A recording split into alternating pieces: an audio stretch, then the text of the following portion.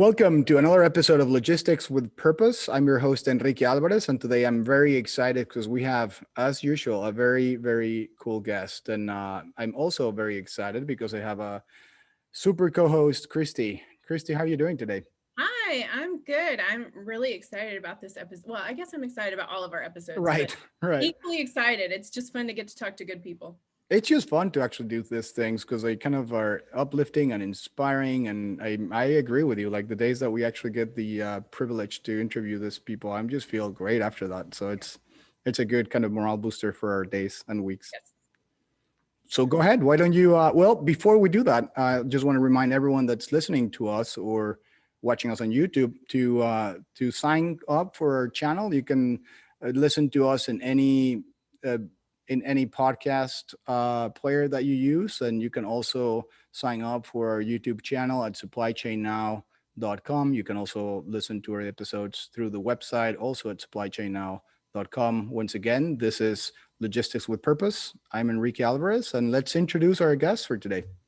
Yes, absolutely. So today we have Jenise with Gifts for Good, and I have been a fan of Gifts for Good for a long time. They've been around for about 4 years and have just completely reinvigorated, in my opinion, corporate giving and giving at scale. And now, as I've recently learned, you can also buy gifts just as a person like you or me. So I'm really excited to welcome Jenise and hear more about Gifts for Good. And for those who aren't familiar, before we dive into Gifts for Good, actually, Jenise, tell us a little bit about your background. And as we were talking earlier, you've had multiple giving positions in your background. So tell us more about your childhood and just what inspired you at an early age to start giving back. Yeah, thank you guys so much for having me. It's exciting to be here on the podcast, and I love logistics. Yes. I also love giving back. So I will say I came from a family that taught me that, like from a very early age. I grew up going to church, and from my allowance, like I had envelopes.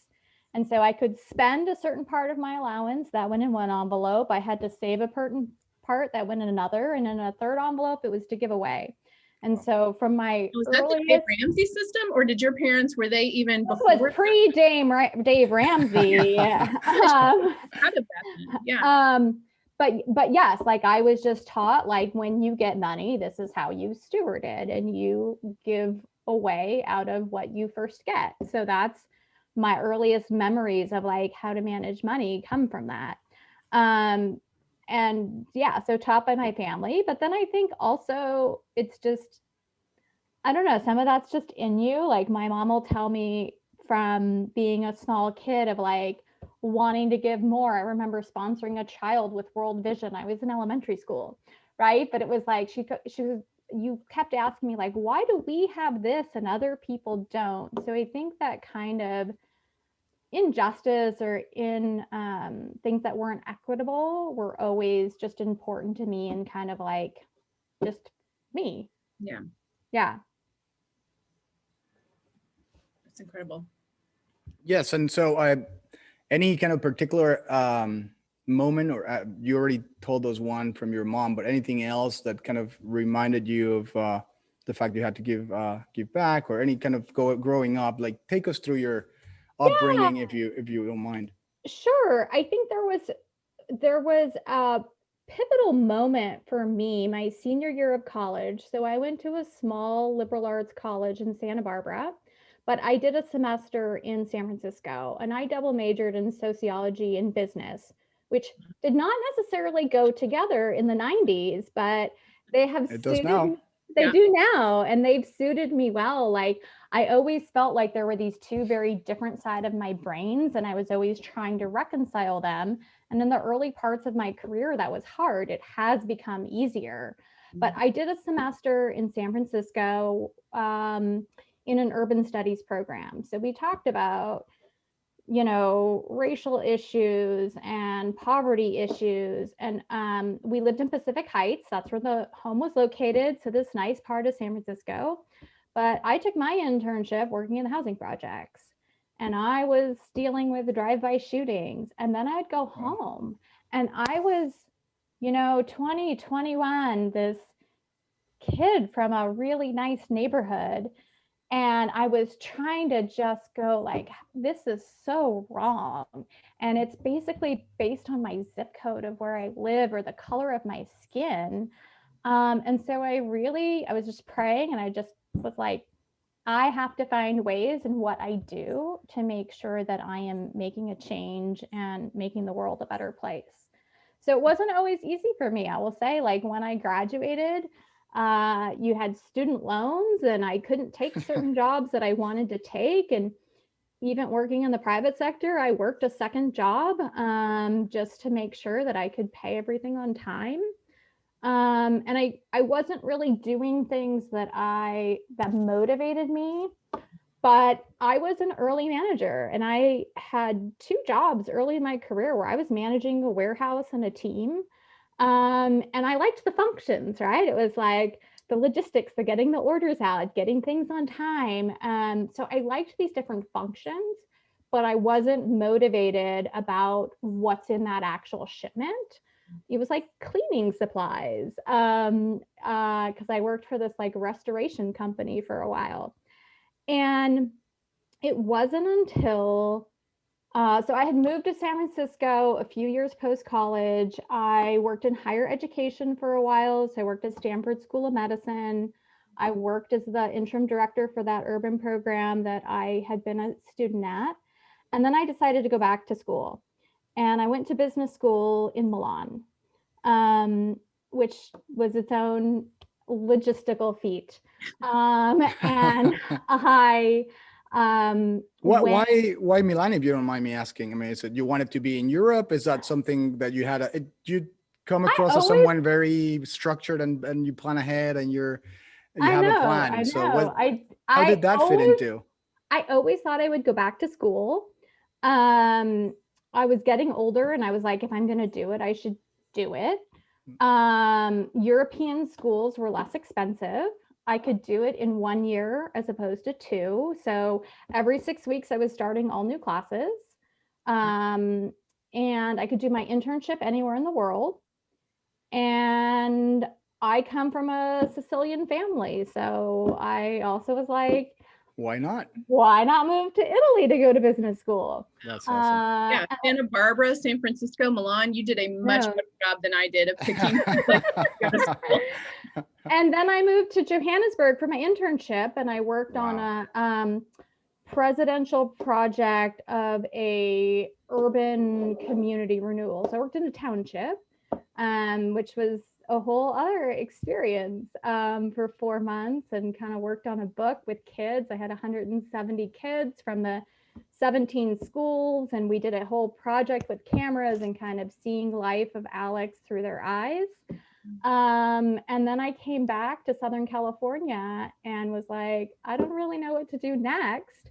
And I had a conversation with a couple of people from a university. One was the dean of that business school, and he said, I want you to meet one of our professors of finance. He's the former CFO of World Vision International. And those 2 people just were very kind to me and made some connections. And I ended up taking a job at a nonprofit called Giving Children Hope. And we were a big warehouse of humanitarian aid. And so when those container shipments going out, they were to do, a rural clinic in Zambia, or they were disaster relief, or they were, there was a lot of work done for Katrina.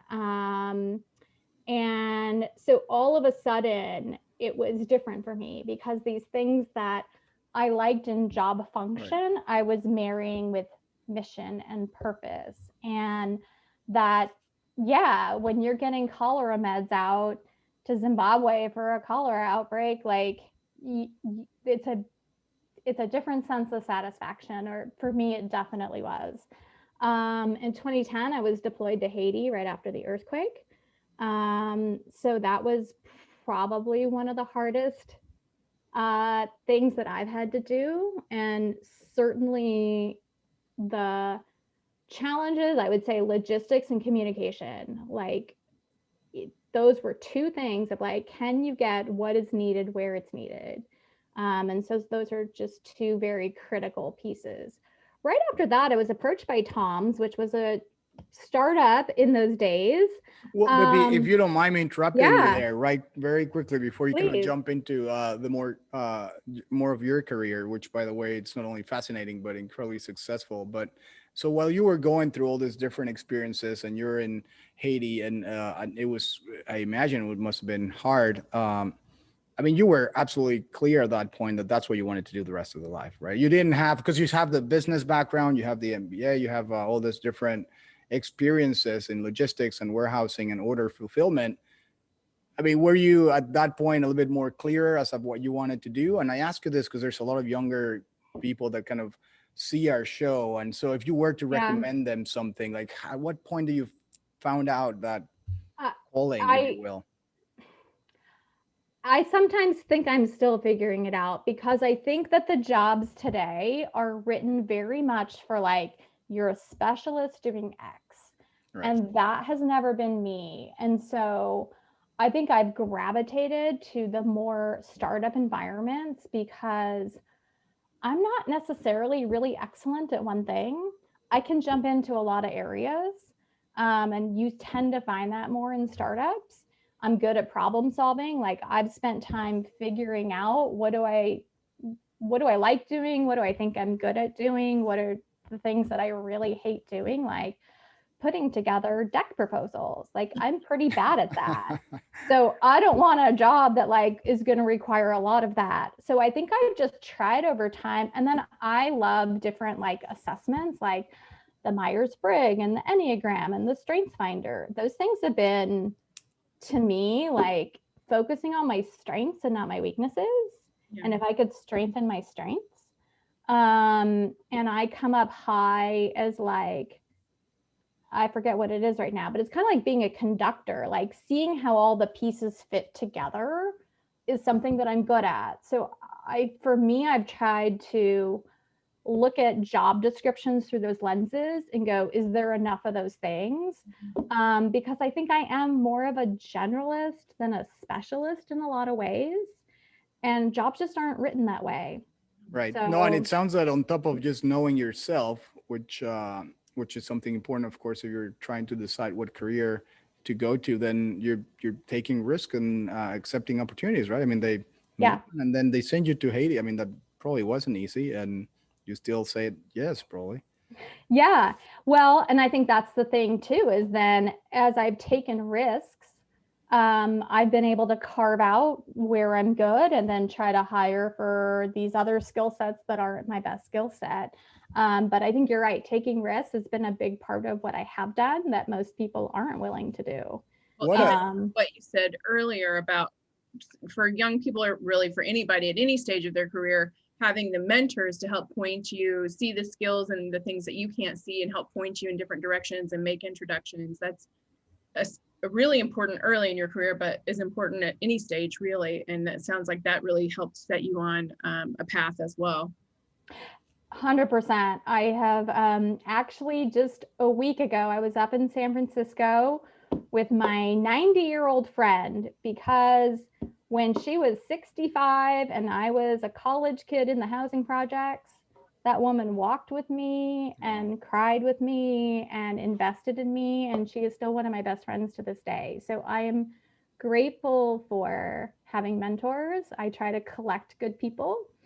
And I try to also be a mentor to people younger than me because I know how pivotal it has been for me in my career, and just my personal life. Yeah.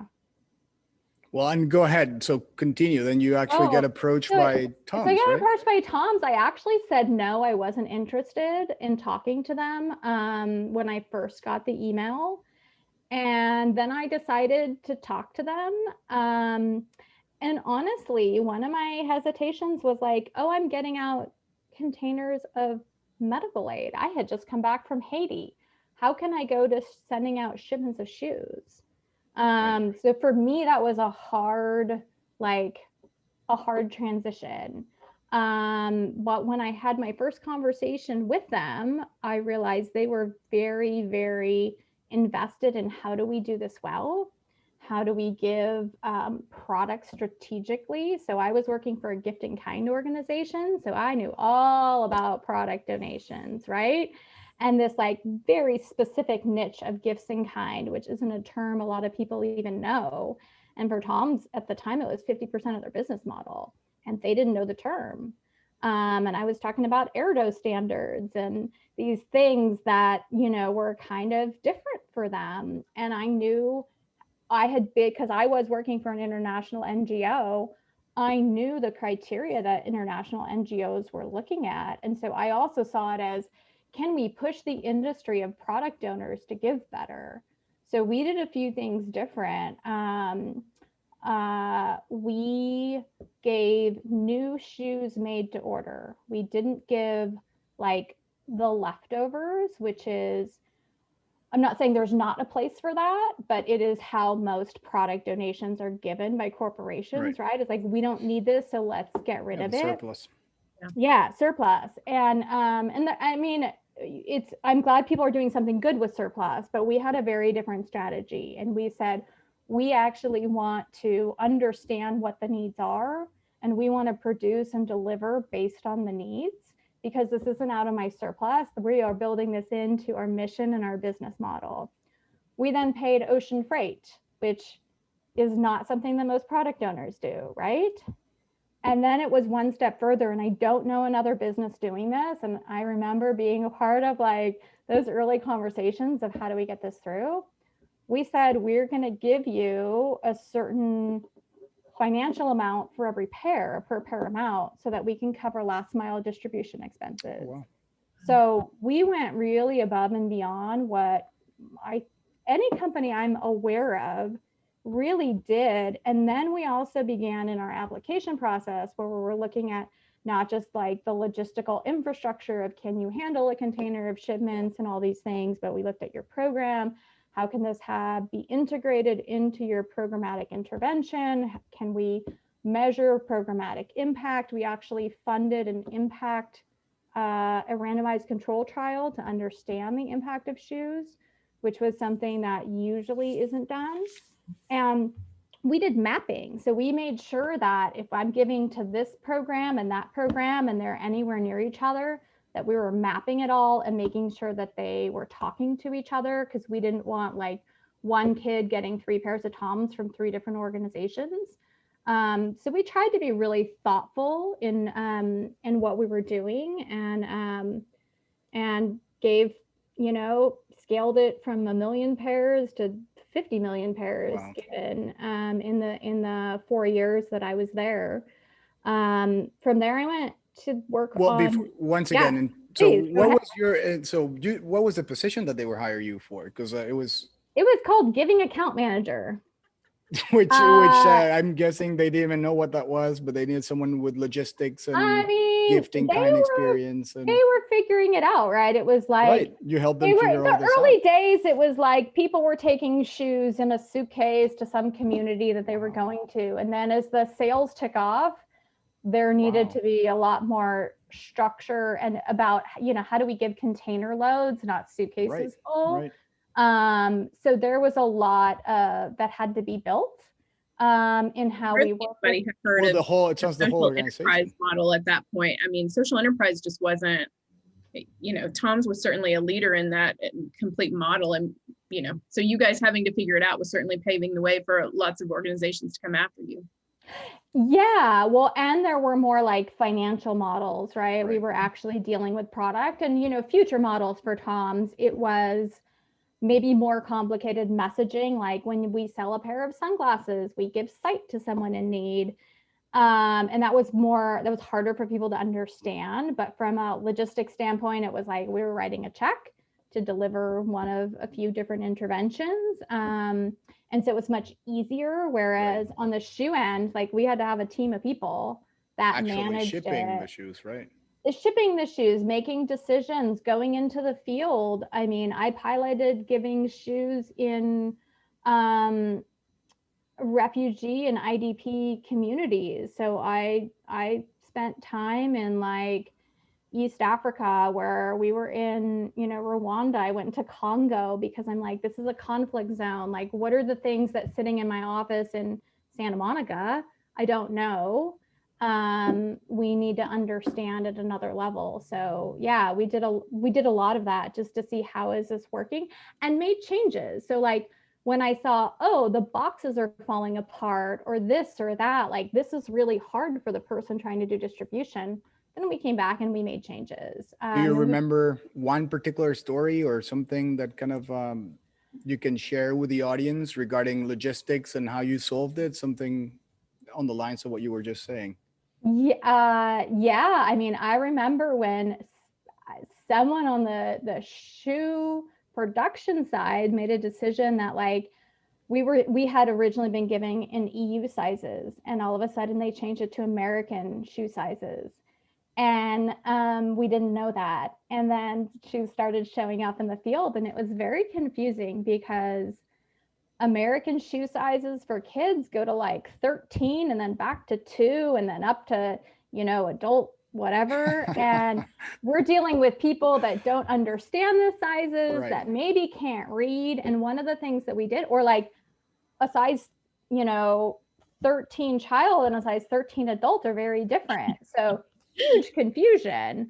When you're pulling boxes and doing distribution, and now you're really far out and like you don't have the right thing. So we actually started putting an imprint on the side of the box of how big the shoe was. You could just look at it and go, okay, that's a 13, but it's this big versus this big, to try to just like, how do we problem solve? So those are some of the things that, yeah, we got to be kind of in the early days of, how do you give away millions of pairs of shoes well that will fit, that aren't hurting local markets, all of those things you have to think about. I tried several of those giving trips, by the way. What? I tried to win several of those giving trips. Oh. Sadly, never chosen, but that's okay. Yes. That was a highlight for staff who got to go. And yes, and sometimes people from the outside. So well, thank you for taking us up to speed. So let's talk about what you're doing now. Yeah, what I'm doing now. Let's talk about Gifts for Good. So for those who aren't familiar with you guys, tell us a little bit about the history and Laura starting it and the model and process for you guys, and just a good overview of Gifts for Good. Yeah, so Gifts for Good was founded in 2017. So there's two co-founders, Laura Hertz and Jerry Eisenberg, and they were actually studying at USC, getting their master's in social entrepreneurship. And it started as a class project. And it started as a, hey, we think that if we focus on the issue of homelessness and like new homes, because they both had somewhat of a real estate background, they're like, every time a new home is sold, there's a closing gift given. And what if those closing gifts help to support the issue of ending homelessness? And that was the original premise. And then they began involving the idea. And in kind of spring of 2017, I went to the social enterprise conference and I heard Laura give her little 60-second pitch on Gifts for Good. And it sounded a little bit like Tom's Marketplace that I was familiar with. So I just went up to her afterwards and said, hey, here's a number of brands that you might want to talk to about your project. And I didn't think too much of it. She took my card and then she kept emailing me. And so I eventually had coffee with her, and it turned into a 2-hour conversation. And we both had lived in Johannesburg, and she's like, you need to join us. And I was a little like, this isn't a company yet. There was no website. This wasn't a thing. And yet somehow that summer, I joined the team and we launched the business October 20th, 2017, when we sold our very first keychain. So that became our birthday. And I will tell you, and sometimes I can't talk about these things without crying, so forgive me in advance, but October 20th of last year, 2020, I was at our fulfillment center and we had maybe 10 people kitting boxes for a custom order for Snapchat, we were doing something for their global workforce. And I'm going, 3 years ago, we sold a keychain. And now there are all of these people here with barriers to employment. Some of them coming out of incarceration, some of them coming out of homelessness, and they're all working on this big project. And we're getting all of these boxes out to 20 countries. And it is really amazing. So I feel really blessed of what we've been able to do in the last, few years. So we are focused on the corporate gifting space. We try to curate product that makes sense for that space. All high quality products. So we don't want to be kind of that sometimes and nothing against fair trade. So I don't mean this in the wrong way, but sometimes it's not always what feels like a business gift. So we've tried to focus on really premium products that really target a specific budget, right? So I like to say to businesses, this is a line item on your budget already, and we're just turning it into a budget for good. So like first and foremost, I have to meet those gifting criteria. Like it has to be something you'd want to send. And then, by the way, every product has a story behind it. Every product we work up front. I manage all of our partnerships and operations, and we work up front with each of our vendors. There's a 2-stage application process that we have, and we try to quantify something that can be measured for every product so that we can, let a business know, like, this is what you're going to create when you want to send these 300 items. But also for our own, internal, impact reports, we know we can look at the course of a year based on our sales. And we know last year we created almost 37,000 hours of employment for resettled refugees, for individuals with disabilities, for people coming out of homelessness, for veterans, you name it, like, because we know how long a lot of these products take, and we're working with a lot of workforce programs. To me, that's like, it's really amazing.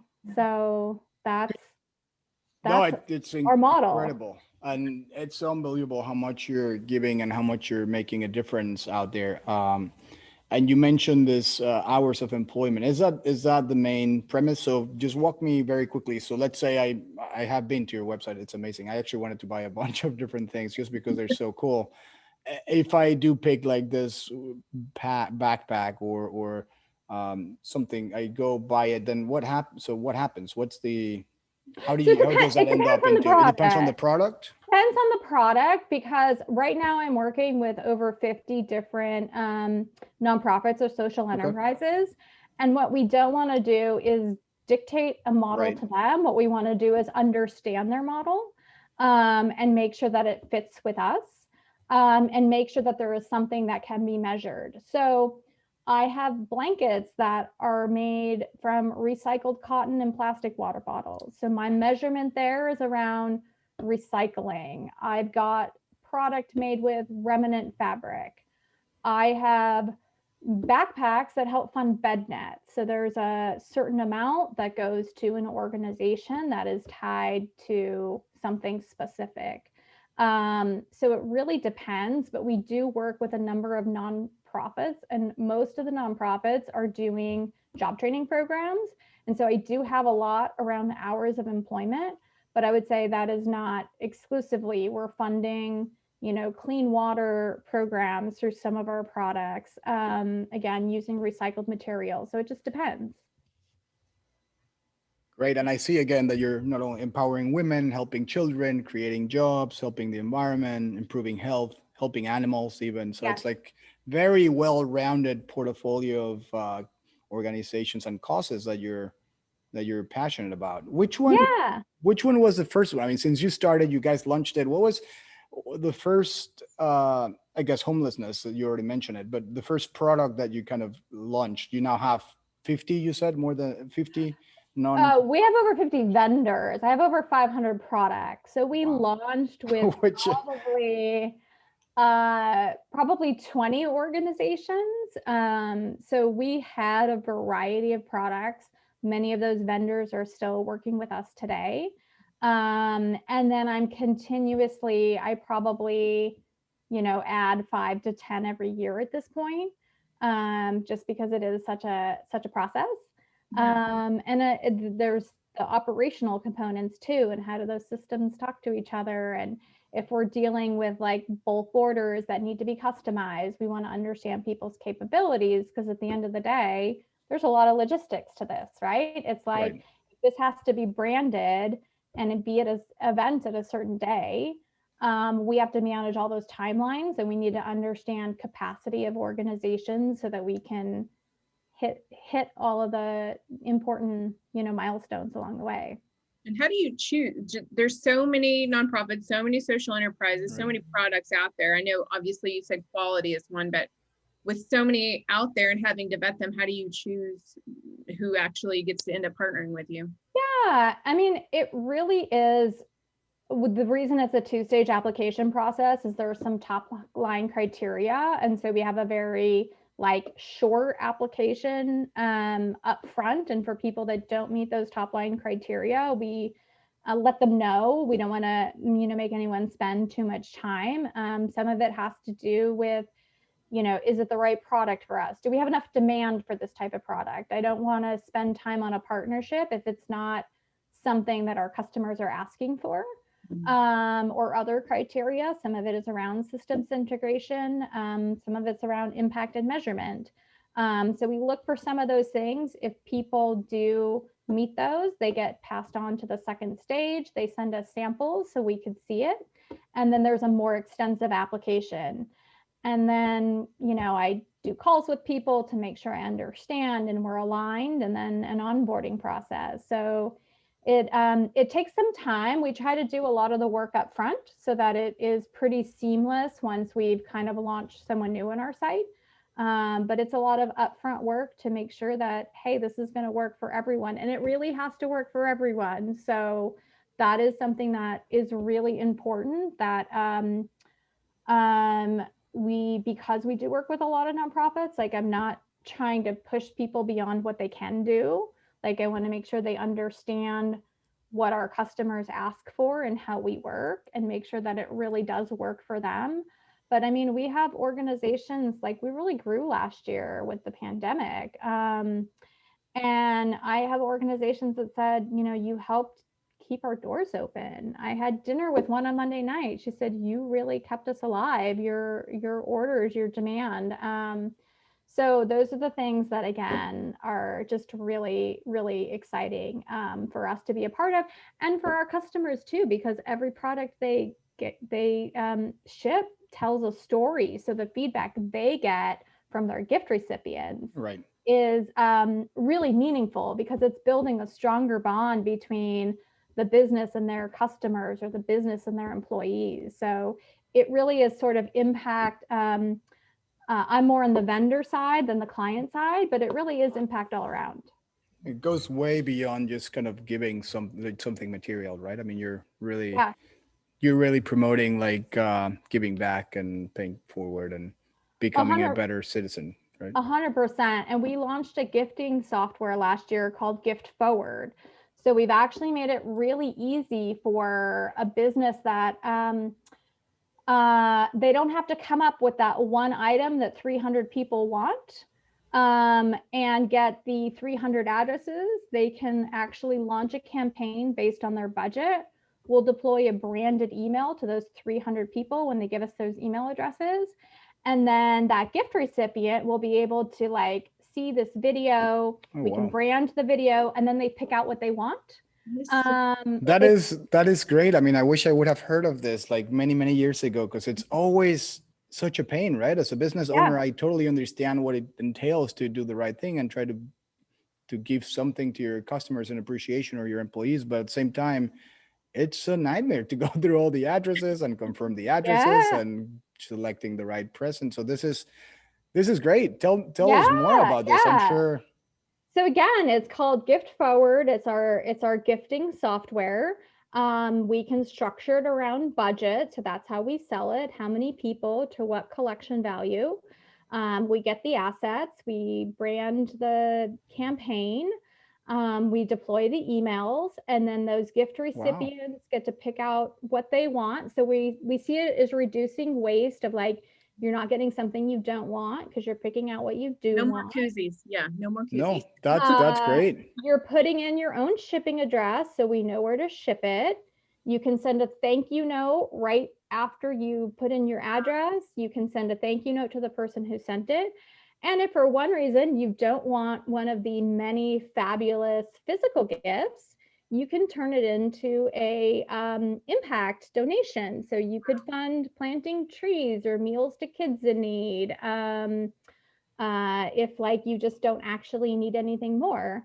And then for the clients, they can, log into their portal. They can see if, what's been delivered. They can read the thank you notes. They can see what the most popular items were, but they can see their impact. So we're trying to, revolutionize gift giving and add impact. That's fantastic, and actually, that kind of tees up my next question very, very nicely. And of course, we're gonna add all the information as of how to contact you and your company, and of course, the incredible software that you're describing at the end of this interview. But you spoke a little bit about the revolutionizing this industry and trying to give back to more people more efficiently, easier for everyone. So what trends have you kind of seen in corporate giving? So if you take a couple of steps back and kind of through your amazing experience throughout the last couple of projects that you have led, what's the trend here, and how do you see the competitive landscape and other companies? What do you see in the 2020 was hard for everyone, right? Like it was a really hard year. And I think, we didn't know what was going to happen. We worked with a lot of live events and all of a sudden those were gone and we really didn't know what was going to happen. But we saw so many businesses wanting to reach people in new ways because it was a hard year, but they didn't want to be wasteful. Like they really those budgets really meant something in 2020. And so Right. we saw an increase because all of our products did good, so they could still make someone feel good while doing good. And I just think that's going to grow. And again, the ability to kind of measure what's being done and issue those social impact reports is something more and more people are wanting. We did become a certified B Corp last year. There was a tremendous growth in businesses wanting to become a benefit corporate certified B Corp corporation, which means it's like that external measurement of, are you doing good for giving back? Are you doing good for the planet? Like this outside measurement. And I'm definitely seeing a trend to that being important, not just on your philanthropy, but across your whole business. So I do think that that's just going to continue. And the beautiful thing about your software, especially in the middle of the pandemic, is you didn't know where somebody was working. So you might not have all your employees' mailing addresses, and even the work landscape will continue to change as we shift back to some being in person, some being hybrid, all of that. Kind of, so that's another fantastic outlet for companies. Yeah, and for virtual conferences too, because you had the email addresses for who came to a virtual conference. But whereas you might have handed them, a gift box or something when they came in the door, like everything just had to be done different. So the software was a great solution for a number of businesses. Yeah. And speaking of, you mentioned it earlier, you released your impact report. I love that you guys included so many cool, tangible things. Like I even loved the rides to, breast cancer, chemo treatments, and there were so many very tangible things, and then so many just little cool assets that you were able to measure like that as well, and measure impact in so many ways. So what are some of your successes, either from just measurement standpoint, or maybe, as you said, some of your partners were able to stay in business? So tell us just a few more of your... Yeah, so I do this impact report every year. One day it will be automated. Today it requires me looking at every single order. So it probably took me a good 2 weeks in 2021 to look at what happened in 2020. But because we do have a measurement for every product, we are able to do those things. So I actually printed it, some of my favorites. We provided almost 1,800 kids with a full year of school supplies. Wow. We funded over 85,000 meals to kids in need. And a lot of those with the organization I used to work at, Giving Children Hope, which works with a lot of families who are homeless here in Southern California. So I already mentioned all the hours of employment that we created. We funded life-saving vitamins for a year for over 182,000 children. We planted over 500,000 trees. We did some work with COVID last year. We had some new partners. So we gave over 78,000 masks to healthcare workers. But some of our total cash contributions was over $400,000 in 2020 as a 3-year-old business. So it just, again, for me was like just really fun. I mean, it's a lot of hard work, right? But Right. fun to be a part of, going like, we're doing all this through gift giving, right? Like, it's cool. Yeah. No, and you should feel incredibly proud, and so should the entire team. Because it's amazing, and the impact that you've made is incredible. I mean, clearly, the more you give, the more you get, right? As they say. Yeah, exactly. So yeah, it was a fun year. So if you consider your experience again, so not only Gifts for Good, but in your career as a professional do-gooder and giving back to people, what are some of the lessons, like the top 3, if you will, some of the lessons you've learned, some of the things that you probably would advise other people to do in similar industries or that want to get involved, some of the things that they probably should not do? Yeah. What are your lessons learned? I'd say have a good work ethic. It's something that I was taught early on, but something that not everyone has. And I think if you're going to go in this line of work, like a really strong work ethic is important, because this doesn't just come, right? It takes a lot of grit. I'd say don't be above doing anything. I mean, I started at Tom's, I was emptying my own trash can. Like, again, I think people have this perception, but you can't be above rolling up your sleeves and getting it done, especially if you join a startup, because customer service phone calls ring to my cell phone. It doesn't matter what your job is, like, you do it because all those interactions are important. And kind of like try to find the things you're passionate about and try to understand yourself. I know for me, like I said, I geek out over all these tests, but kind of learning more about myself and going, do I see alignment with what I'm being asked to do? And or can I take a risk and carve out those things that I'm good at so that I can give these other things I'm not good at, we can carve those out for someone else. Yeah, that's terrific. Thank you. Thank you for sharing. This has been fantastic. As someone who has known about the company for a while, I still learned so much. So thank you for being here with us. And for anybody who is now inspired to buy and to give back, either as an individual or as a company, let everybody know how they can connect with you, and of course, order from Gifts for Good as well. Yeah, so you can visit our website, which is giftsforgood.com.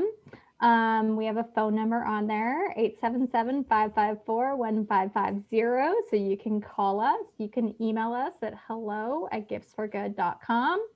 You can follow us on all the social media at Gifts for Good HQ. All of the ways that you can reach us, and we would be happy to work with you. Yeah, I love that you guys even have, like, you can help somebody that have the ability to speak with a gift expert and help somebody find what works for them. So yeah, feels overwhelmed. That's a really cool feature too. Exactly. You might even get me if you call it. I'll help you pick out a gift. I saw that you can chat with someone. You can also schedule a demo. I've been trying to search for the for this gift forward software. Where can someone find it on the website? Yes, our gift forward software is under, let me pull the website up. I believe it is Gifting Solutions. Under corporate gifting, you'll see gifting software. Got it. So that will kind of walk you through how the software works. And then under corporate gifting, there's also like the services. So we do, you know, branded box and custom gift sets for clients. And we can, you know, we mostly ship domestic, but we have some international brokers if, you know, people are shipping things all over the world that are kind of experts in that. So we can do small orders to large orders. Fantastic. Yeah. Thank you so much for your time, Jenise, and for sharing more about Gifts for Good. This was incredible, and I know our listeners will love it too.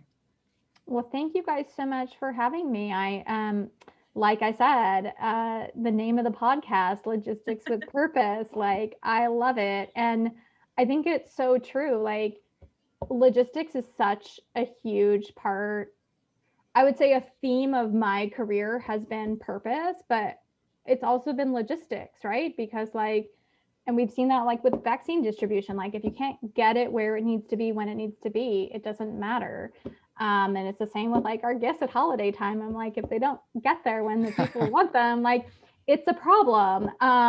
So it's that has definitely been a theme of my career, logistics and purpose. So I'm super excited to be here today. We are humbled and inspired for having you here. It's been an amazing conversation. Again, you can with our full support for whatever you guys are doing. It's amazing.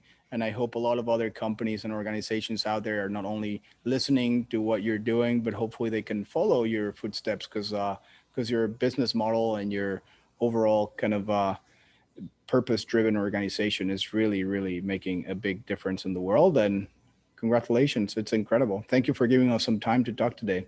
Thank you so much for having me. Thank you. And for everyone else that's listening to another episode of Logistics with Purpose, don't forget to sign up if you're interested in listening to conversations like the one we had with Jenise at Gifts for Good. Please join us. Once again, this was Enrique Alvarez and Christy Porter, and we'll see you on the next episode. Thank you so much.